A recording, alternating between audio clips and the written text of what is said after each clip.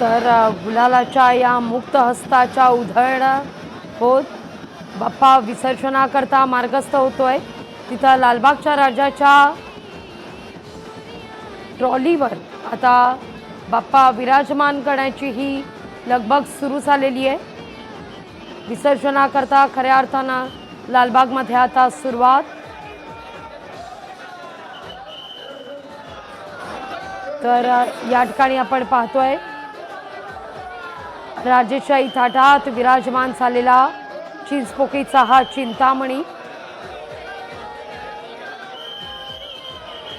गेले 10 दिवस महाराष्ट्रातलं जर वातावरण उल्लेख करावासा वाटतो या वातावरणाचा, तर सर्वत्र केवळ आणि केवळ मोरया मोरया निबाळताने तुझीच सेवा करू काय जाणे, असाच भावना प्रत्येक गणेश भक्ताची होती। खरं तर तुझे कारणी देह माझा पडावा, सदा सर्वदा योग तुझा घडावा, याच भावनेनं प्रत्येक गणेश भक्त या बाप्पाच्या सेवेत दंग झालेला होता। पुढच्या वर्षी लवकर या हे फलक हाती घेतलेले गणेश भक्त आपण या क्षणी पाहतोय।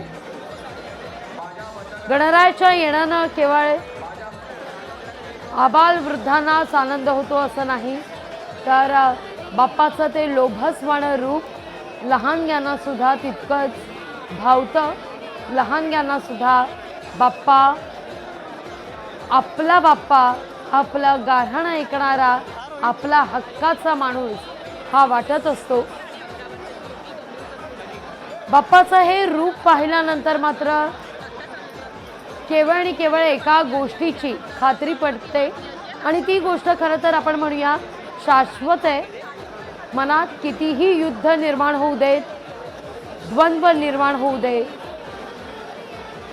प्रत्येक संकटावर एकच उपाय असतो, आणि तो म्हणजे केवळ शांत राहून त्यात मार्ग काढणं।